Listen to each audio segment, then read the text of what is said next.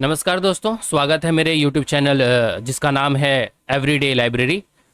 और last video में कुछ ग्लिच आ गई थी जिस वजह से वीडियो स्टॉप करनी पड़ी। और मुझे आशा है और दिल से खुशी भी है कि मैं अभी रिकॉर्ड कर पा रहा हूँ। आप लोगों को ये कंटेंट अच्छा लग रहा होगा। बस आपकी सपोर्ट की बात है, कॉन्फिडेंस बिल्डअप हो रही है और ये वीडियोस भी बन रहा है जो कि आने वाले एग्जाम्स के लिए। सिर्फ आप लोग बिहार लाइब्रेरी पे डिपेंडेंट मत रहिए। जो एग्ज़ाम्स आपके लाइब्रेरी से रिलेटेड जितने भी एग्जाम्स होंगे, जैसे अभी कॉन्सिलेटेड रूप में इंडियन जो लाइब्रेरी की जो वैकेंसीज बढ़ी गई थी इंडियन रेलवे के द्वारा, उसकी भी वैकेंसी में जो फिल करी गई है उनका भी एग्ज़ाम आने वाला है। और यूजीसी नेट का तो जानते ही हैं आप, साल में 2 बार एग्ज़ाम होता है। तो जो हम कंटेंट पढ़ रहे हैं, बेसिक से पढ़ रहे हैं, वो हमारे दिमाग में छप जाएगा। और जो इससे रिलेटेड आप क्वेश्चंस करेंगे ना, फिर आप मुझसे पूछना कि सर आपने जो पढ़ाया, जो कंटेंट दिया वो गलत था। आपको अंदर से कॉन्फिडेंस आ जाएगा कि हाँ, जो मैंने पढ़ा है वो अच्छे से क्वेश्चंस मैं तैयार कर पा रहा हूँ। तो जो लास्ट हमारा नोट में जो था, हम रिची कमेटी पे थे और उसी में मेरा थोड़ा वीडियो डिस्टर्ब हो गया था, तो हम एक बार रिवीजन कर लेते हैं। तो जो रिची कमेटी थी उसके चेयरपर्सन कौन थे? उनका नाम था जे रिची, मिस्टर जे रिची। तो इन्होंने क्या किया, भारत सरकार से समिति को इंपीरियल लाइब्रेरी के प्रशासन को पुनर्गठित करने के उपयोग का सुझाव देने के लिए नियुक्त किया गया था। मतलब इनको जो है चेयरपर्सन क्यों बनाया गया था इस कमेटी के लिए? उनको कमेटी का चेयरपर्सन इसलिए बनाया गया था, तो गवर्नमेंट ने इनको बोला कि भैया आप जो है ना, reorganising and the administration of the imperial library को मेजर करिए, उनको देखिए, उनको पुनर्गठित करने के लिए कुछ ऊंचाई सुझाव दीजिए। ठीक है, तो उन्होंने भाई सुझाव दिए और मेन रिकमेंडेशन उनका ये निकल कर के आया कि जो इंपीरियल लाइब्रेरी है उसको कॉपीराइट डिपॉजिटरी के रूप में क्या दे देना चाहिए, मान्यता दे देना चाहिए, जिससे ये आगे जो होगा लाइब्रेरियों के लिए या फिर लाइब्रेरी प्रोफेशनल के लिए बहुत ही बड़ा इम्पैक्टफुल होगा। ठीक है, तो इनका प्रभाव क्या पड़ा? इनका प्रभाव ये हुआ कि इनके जो सिफारिश थे कि डिपॉजिटरी के रूप में इनको मान्यता देनी चाहिए, तो ये जो है राष्ट्रीय भंडार के रूप में इंपीरियल लाइब्रेरी की भूमिका स्थापित करने की दिशा में महत्वपूर्ण कदम था, जिससे राष्ट्रीय साहित्य उत्पादन के संरक्षण में योगदान दिया गया। मतलब जितने भी अब इंपीरियल लाइब्रेरी में जो होंगे, जो भी चीज़ें प्रिजर्व की जाएंगी, तो वो उनका ही कॉपीराइट होगा कि भैया इंपीरियल लाइब्रेरी के द्वारा किया गया है। अब जो मैं बुक्स लिख रहा हूँ, मैंने अपना कंटेंट लिखा, तो ये मेरा कॉपीराइट है, मैं किसी को बोल सकता हूँ ये इसका कॉपी नहीं करेंगे। तो उसी तरह इंपीरियल लाइब्रेरी के पास जो भी चीज़ें प्रिजर्व रखी जाएंगी, मतलब जो सुरक्षित रखी जाएंगी, वो जो उनको अपने पास रखेंगे, संभाल कर रखेंगे, तो इन्हीं इसी वजह से उनको कॉपीराइट डिपॉजिटरी लाइब्रेरी का मान्यता देने का इसके अंदर क्या रखा गया, रिकमेंडेशन और सुझाव रखा गया। अब इसी दौरान जो है, उससे पहले एक इनिशिएटिव चल रहा था, प्रारंभिक सार्वजनिक पुस्तकालय की पहल चल रही थी स्वतंत्रता से पूर्व। ठीक है, तो इनमें इनका एक नाम था महाराजा सियाजीराव गायकवाड़ थर्ड। एक notable early effort to the library development was the separated by the Maharaja Sayajirao Gaekwad to the ruler of Badodara state who initiative the public library monitored movement. Initiative the public library movement कब? 906 में। And the appointment American library William Elson Borden. The Badodara public libraries act was enacted in 1910। मतलब महाराजी शिवाजी राव जो थे एक public library के लिए movement चला रहे थे, मतलब क्रांति लेके आ रहे थे, संगठन चला रहे थे, है ना। तो उनमें उन्होंने क्या किया कि एक उल्लेखनीय प्रारंभिक प्रयास महाराजा सियाजीराव गायकवाड़ सेकंड द्वारा किया गया था, जो कि बड़ोदरा राज्य के शासक थे, जिन्होंने 1906 में सार्वजनिक पुस्तकालय आंदोलन शुरू किया और अमेरिका लाइब्रेरियन विलियम्स एल्सन बरोडेन को नियुक्त किया गया। मतलब किसको नियुक्त किया गया? एक लाइब्रेरियन थे अमेरिका में, उनका नाम क्या था? Librarian Williams Elson Borden. ठीक है, ये कौन थे? अमेरिकन लाइब्रेरियन थे जिनका नाम था अमेरिकन विलियम्स एल्सन बॉर्डेन। ये किस लिए आए थे?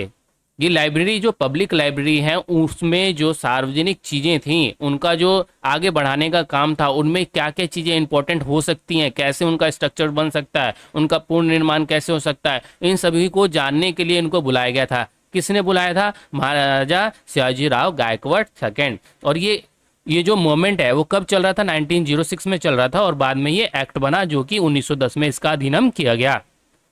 अब बात करते हैं कोल्हापुर लाइब्रेरी की, यानी कि कोल्हापुर पब्लिक लाइब्रेरीज एक्ट 1945, यानी कि अब ये 1945 आया, तो हमारा जो देश है कब आज़ाद हुआ था, 1947 में आज़ाद हुआ था, तो यानी कि ये भी अभी प्री इंडिपेंडेंट चल रहा है।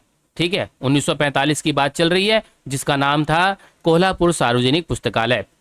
The Kolhapur public library act Karvir Vachan Mandir enact in 1945 stand the as the first public library act in pre independent India, यानी कि आज़ादी से पहले ये कोल्हापुर सार्वजनिक पुस्तकालय अधिनियम, जो कि करवीर वाचन मंदिर के नाम से जाना जाता था, वो 1945 में अधिनियमित किया गया और स्वतंत्रता पूर्व भारत में पहला सार्वजनिक पुस्तकालय अधिनियम माना गया। अगर आपसे क्वेश्चन पूछता है कि स्वतंत्रता पूर्व भारत में पहला सार्वजनिक पुस्तकालय अधिनियम कौन था, तो आप बोलोगे कोल्हापुर पब्लिक लाइब्रेरी एक्ट 1945।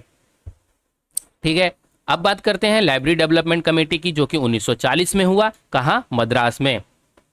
ठीक है, तो इनका जो चेयरपर्सन थे डॉक्टर एस आर रंगनाथन, आप लोग जानते होंगे डॉक्टर एस आर रंगनाथन के बारे में।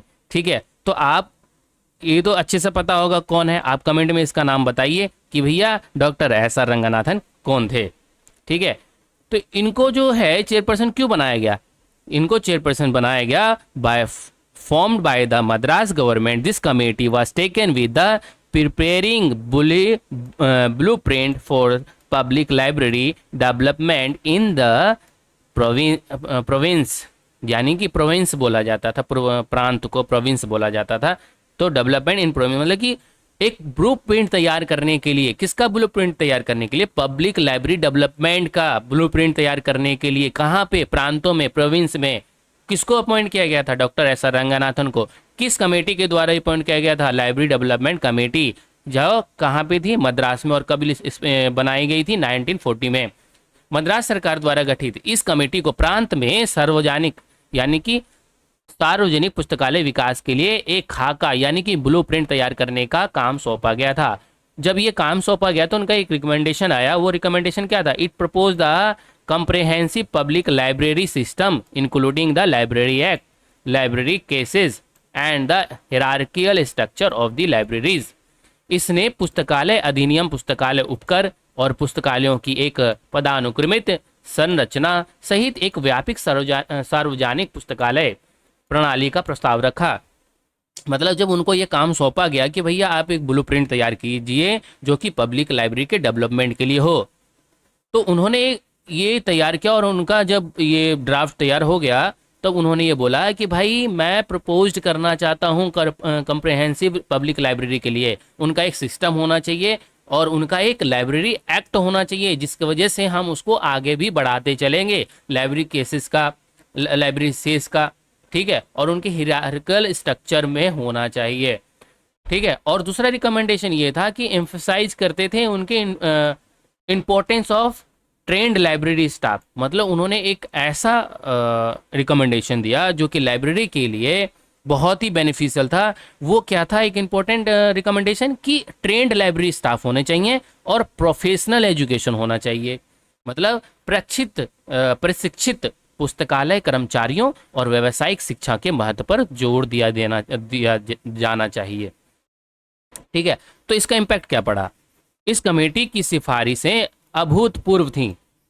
ठीक है, वह मतलब अभूतपूर्व का मतलब क्या है, ये ग्राउंड ब्रेकिंग था एंड डायरेक्टली, सीधे तौर पे 1948 के मद्रास सार्वजनिक पुस्तकालय अधिनियम को प्रभावित किया गया। यानी कि ये जो फर्स्ट लाइब्रेरी एक्ट है इन इंडिपेंडेंट इंडिया, मतलब इंडिपेंडेंट इंडिया में ये फर्स्ट पब्लिक लाइब्रेरी एक्ट बना। कौन बना, मद्रास पब्लिक लाइब्रेरी एक्ट 1948।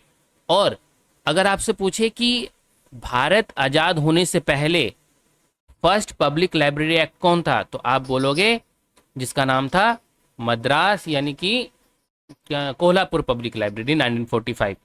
और 1948 में बना कौन सा बना, मद्रास पब्लिक लाइब्रेरी एक्ट। तो मद्रास बन गया आपका